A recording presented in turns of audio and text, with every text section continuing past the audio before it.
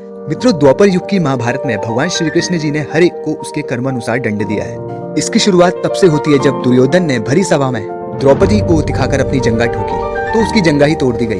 दुशासन ने छाती ठोकी तो उसकी छाती फाड़ दी गई। महारथी कर्ण ने एक असहाय स्त्री के अपमान का समर्थन किया तो भगवान श्री कृष्ण जी ने असहाय दशा में ही उसका वध कराया।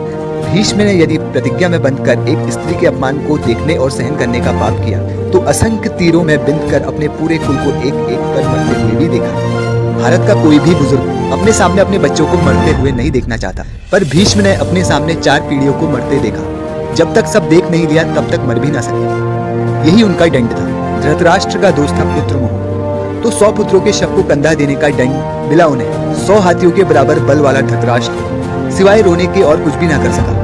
दंड केवल कौरव दल को ही नहीं मिला, दंड पांडवों को भी मिला। द्रौपदी ने वरमाला अर्जुन के गले में डाली थी, सो उनकी रक्षा का दायित्व सबसे पहले अर्जुन पर था। अर्जुन यदि चुपचाप उनका अपमान देखते रहे तो सबसे कठोर दंड भी उन्हीं को मिला।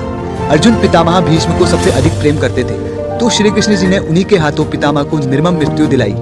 अर्जुन रोते रहे पर तीर चलाते रहे। क्या लगता है अपने ही हाथों अपने अभिभावक को भाइयों की हत्या करने की गलानी से अर्जुन कभी मुक्त हुए होंगे? नहीं, वे जीवन भर तड़पते होंगे। यही उनका दंड था। युधिष्ठिर ने स्त्री को दांव पर लगाया तो उन्हें भी दंड मिला। कठिन से कठिन परिस्थितियों में भी सत्य और धर्म का साथ नहीं छोड़ने वाले युधिष्ठिर ने युद्ध भूमि में झूठ बोला और उसी झूठ के कारण उनके गुरु की हत्या हुई। यह एक झूठ उनके सारे सत्यों पर भारी पड़ा। धर्मराज के लिए इससे बड़ा दंड क्या होगा? दुर्योधन को गदा युद्ध सिखाया था स्वयं बलराम जी ने। एक अधर्मी को गदा युद्ध की शिक्षा देने का दंड बलराम जी को भी मिला। उनके सामने उनके प्रिय दुर्योधन का वध हुआ और वे चाहकर भी कुछ न कर सके। उस युग में 2 योद्धा ऐसे भी थे जो अकेले सबको दंड दे सकते थे, कृष्ण और बर्बरिक।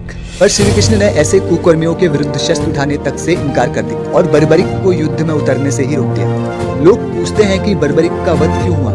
यदि बर्बरिक का वध नहीं हुआ होता तो द्रौपदी के अपराधियों को यथोचित दंड नहीं मिल पाता। कृष्ण युद्ध भूमि में विजय और पराजय तय करने के लिए नहीं उतरे थे, कृष्ण कृष्णा के अपराधियों को दंड दिलाने उतरे थे। कुछ लोगों ने कर्ण का बड़ा महिमा मंडन किया है, पर सुनिए, कर्ण कितना भी बड़ा योद्धा क्यों ना रहा हो, कितना भी बड़ा दानी क्यों ना रहा हो, एक स्त्री के वस्त्र हरण में संयोग का पाप इतना बड़ा है कि उसके समक्ष सारे पुण्य छोटे पड़ जाएंगे। द्रौपदी के अपमान में किए गए संयोग ने यह सिद्ध कर दिया कि वह महानीच व्यक्ति था और उसका वध ही धर्म था।